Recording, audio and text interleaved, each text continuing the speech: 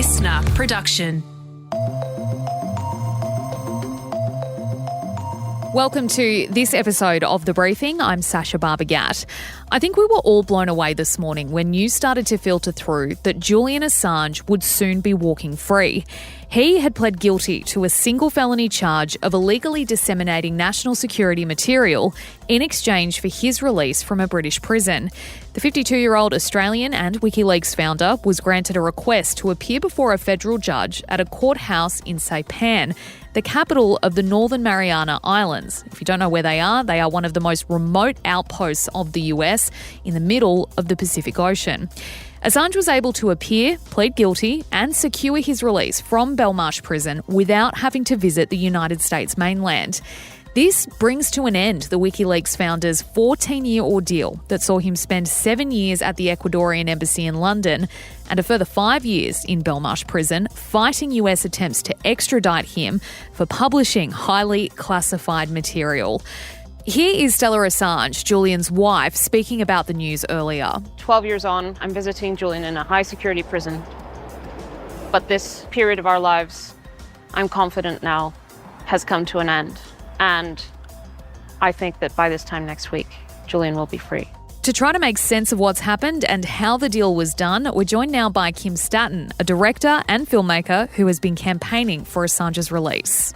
Kym, thanks so much for joining us on The Briefing, especially at such short notice. This news has come as such a surprise to so many people. How are you feeling? Well, yeah, Sacha, great to be here. Thanks for having me.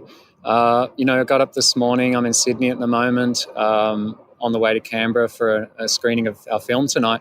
So a bit of a busy morning, and then I suddenly started getting text messages and messages everywhere and phone calls. And at first I was trepidatious, of course, because it was just on the mainstream media, and we all know that that's not very accurate at the best of times. And as soon as I saw these articles, I was sort of cautious about it. But then once I saw the video on WikiLeaks X profile, then I contacted some WikiLeaks friends of mine and I just said, is it true? And they said, yes, he's going to be free. So, this is an incredible moment.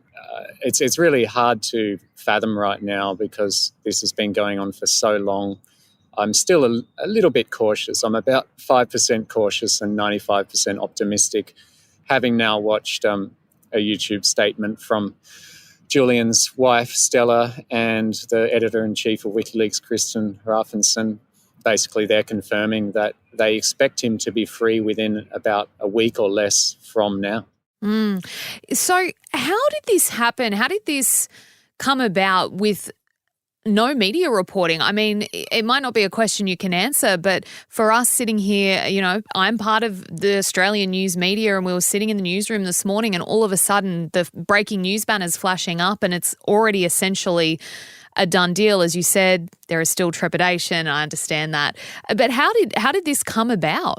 Well, the discussions about a plea deal have been going on for about a year now, and there's been little bits of news have come out, particularly from Jennifer Robinson, one of his many lawyers, has indicated that there's a plea deal. We've had various MPs comment on that news. There was mixed responses about that prospect, whether that was a good option and whether that was, there was also some speculation as to whether Julian would go for something like that, because all the way through this battle, he's been very stoic, very determined to carry on with his mission and not to admit any kind of guilt. So having a plea deal wasn't something that supporters and people that know his vision, his ideas and his mission would not expect him to go for a plea deal. However, I've been in touch with his mother, Christine Assange, throughout the making of the film.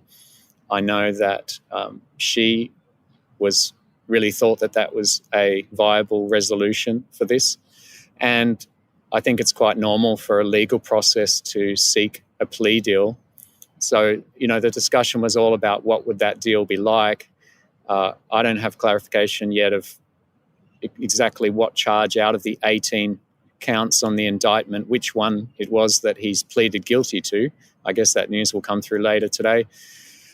So that part of it was a surprise to me because Julian has never been somebody who's, he refused to make a deal with Trump when it was offered, when Trump, the US government under Trump, asked for Julian to give up the source of the DNC leaks, Democratic Party emails. He didn't give that up, and there was a deal on, an option for his freedom on the table at that time. So he's always been someone to stand by his guns. So a little bit of a surprise. But on the other hand, for him to be kept in a 6-metre square cell for 5 years, solitary confinement, 22 hours a day, cut off from the world, it's defined as torture under the Mandela rules of the United Nations. I mean, he's suffered incredibly throughout this, and so no one can blame him or critique him for accepting this deal. And as I understand it this is again from the mainstream news, awaiting clarification, but what's been negotiated allows him to have immediate freedom because of the time that he's already served. So perhaps everything considered, he saw it as a good option, and good on him. And, if it allows him to be free and return back to Australia and continue on with his life, well, that's got to be seen as a win. And he's certainly stood up to the US government on all of these incredible war crimes that were exposed through all of the leaks, through the Iraq war logs and the Afghan war diaries and all of the other incredible things that we've learned through WikiLeaks disclosures. And then for him to spend 12 years between the Ecuadorian Embassy and then Belmarsh Prison, standing up for the right for us to have insights into these crimes of the powerful. I mean, he's certainly done more than, really anyone in recent history to protect free speech and to protect a free press for future generations. Is there a risk that something could happen between now and Julian boarding a flight back to Australia? You said, you're 95% optimistic, 5% cautious. What is the risk there? Well, I note they are, the sentencing is on Wednesday in the Northern Mariana Islands, which is in the middle of the Pacific Ocean. I think they've done that. Probably the main reason to have it there is because they don't want big press around it. They don't want hundreds of media flocking there, and they don't want, like most of this whole ordeal, they've tried to have, minimal press, especially when there's good news. And so they don't want this to be an incredible firestorm of media, to have massive coverage of this incredible event of Julian being freed. There could be some security concerns as far as, things not working out for him to get free. I guess that's my 5% trepidation. But, from my sources, it seems like freedom is on the way. The plea deal has already been negotiated, and the rest is just a formality, as it seems. Before we let you go, Kym, you said you're in touch with people at WikiLeaks. What's their response been to this news that I'm sure they have been also campaigning on for years and years and years? Yeah, well, Kristen Raffinson, the editor-in-chief of WikiLeaks that took over after Julian went into Belmarsh Prison, and then Stella Assange, his wife, they put out a joint video that was filmed. I think it might have been filmed yesterday out the front of Belmarsh Prison, and they were both congratulating all of the supporters around the world. And Stella's statement was that I think by this time next week, Julian will be free. I just came out of Belmarsh Prison in what I hope is my last visit to see Julian here in this prison, end quote.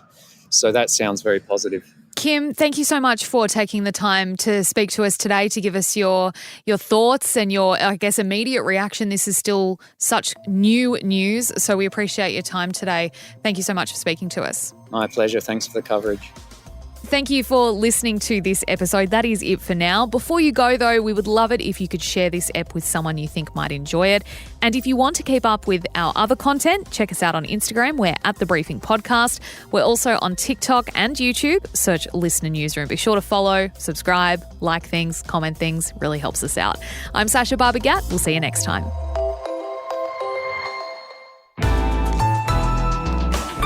Listener.